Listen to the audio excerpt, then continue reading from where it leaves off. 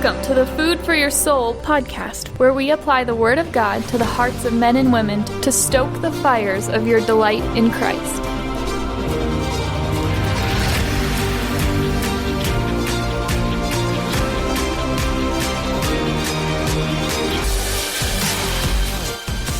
Well, congratulations, you made it to the final podcast of this season on self-control.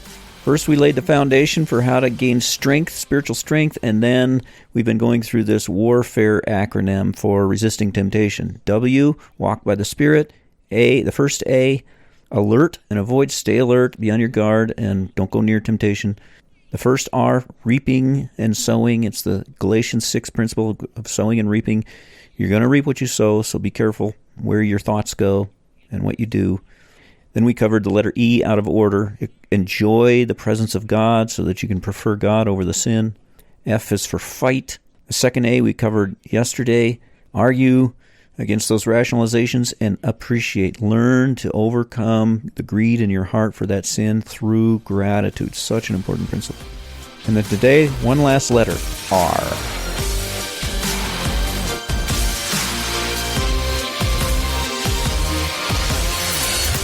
The R stands for run. Run away. Just like Joseph. What did he do? He's like, how could I do this against God? And then he started running. 1 Corinthians 10:13, when you're tempted, he'll provide a way out so that you can stand up under it. Therefore, flee. He provides a way out, so take it. Take it. God will give you a ticket out of a sin. He'll do that. A couple of teenagers are alone in the house, and they start messing around a little bit, and all of a sudden some headlights come up into the driveway, and Mom's home. Oh, oops! And they and then it turns out that was just a passing car, and they can think, oh, this is the way out. God just he just opened a door to get me out of this sin. I need to run. I need to take this door, because if I don't run through it right now, then I'm gonna get trapped. So watch for the way out and take it.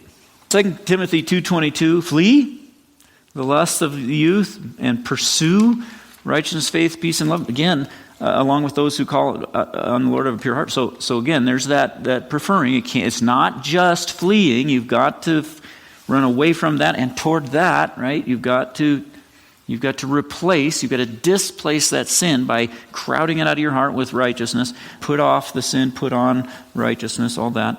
Flee youthful lusts. But then he says, along with those who call on the Lord out of a pure heart. You ever notice that part of that verse?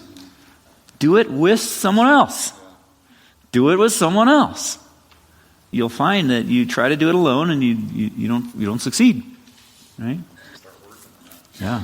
It's just encouraging to see. Yeah, that's great. That's great. Because free time is a killer. When you're struggling with the enslaving sin, you got free time and you're alone. That's never good. That's why this another Piper quote here that I really like. Keep moving. He says, move into a useful activity away from idleness and other vulnerable behaviors. Lust grows fast in the garden of leisure. Isn't that true? Find a good work to do and do it with all your might. Do not be slothful in zeal, but be fervent in spirit, serve the Lord, Romans 12:11. Be steadfast, immovable, always abounding in the work of the Lord, 1 Corinthians 15:58. Abound in work.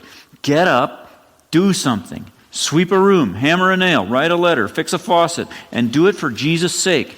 You were made to manage and create. Christ died to make you zealous for good works, or eager to do good works, Titus 2:14 that we just looked at.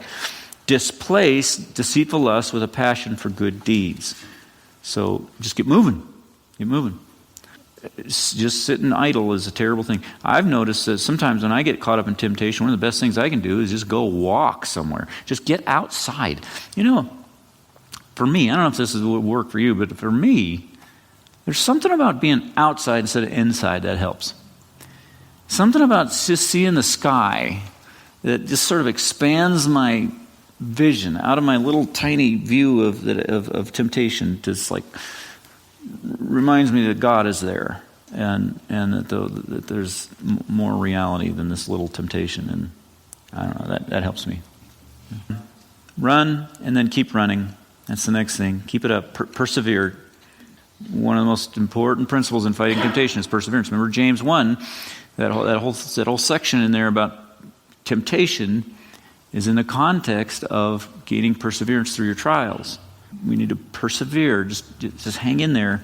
If I can give you one more Piper quote, John Piper said, "Here's where many fail. They give in too soon. They say, I tried to push the wrong thought out, and it didn't work.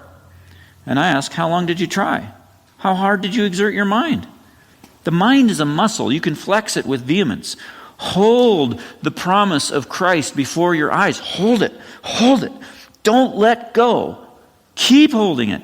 How long? As long as it takes. Fight. For Christ's sake. Fight until you win. If an electric garage, I love this image here. If an electric garage door were about to crush your child, you would hold it up with all your might and holler for help and hold it, and hold it, and hold it, and hold it, and hold it, and hold it. As long as you could, that's the mentality that we need to have when we're fighting against sin. Because sometimes we think, man, God, I'm resisting, and Satan's not fleeing. And he wants us to persevere. So, run and keep running. So that's the acronym, warfare. And some of these points you are good at, and some you're probably not. And so there's different ones of these that are going to really just be the most helpful for you in moments of temptation or in preparation. I find at different times in my life, every one of these is the key to why I'm starting to slip. It's because, one of those points in that warfare isn't on track.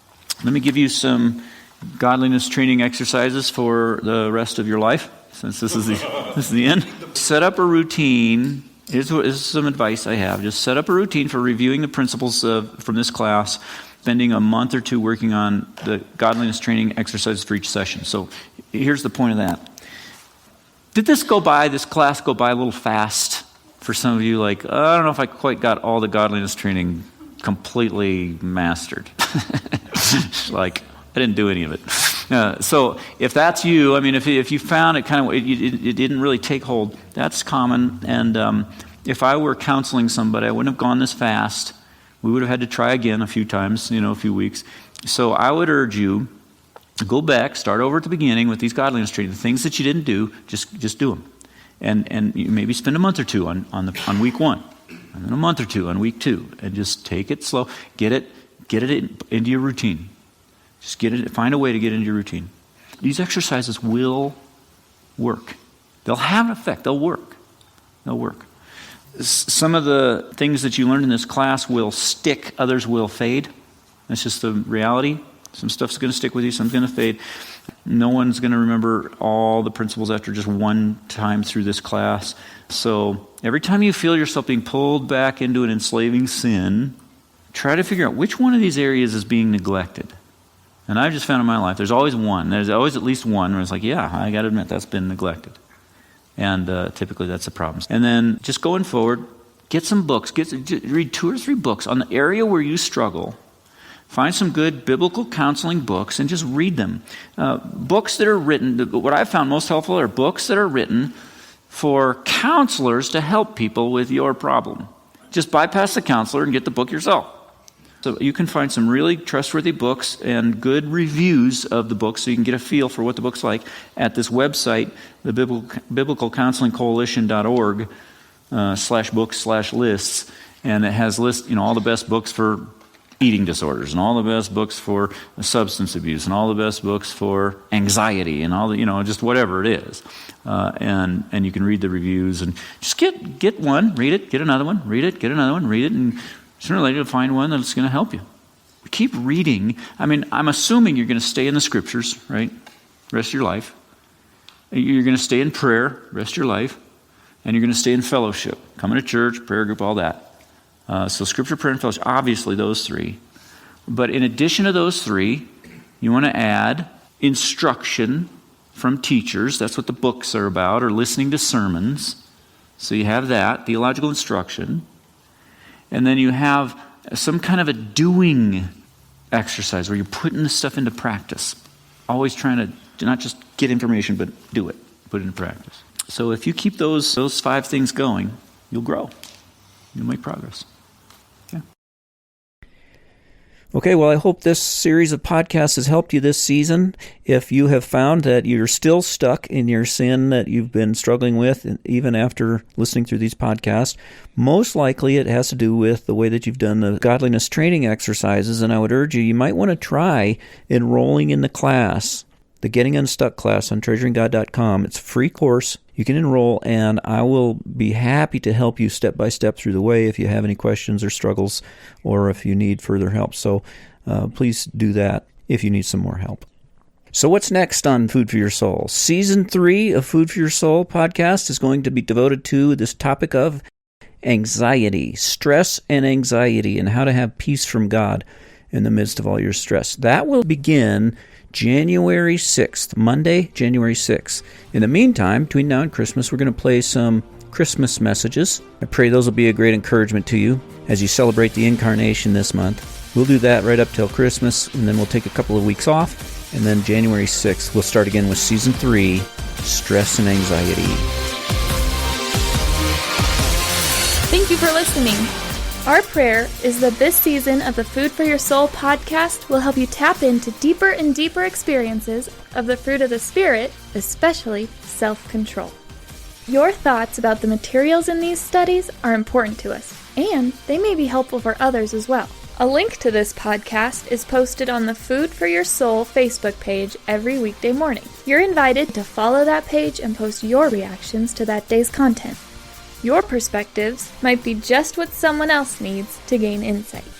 And when a session is especially helpful, feel free to click on the share button so others can find it too. This content has been provided to you free of charge by the generous supporters of Food for Your Soul Ministries. For information on how you can support Food for Your Soul, visit us online at treasuringgod.com. There you'll find over 1,000 sermons, as well as articles, books, and many other resources, all available for free download. Until next time, rejoice in the Lord always and set your mind on things above, where Christ is seated at the right hand of God.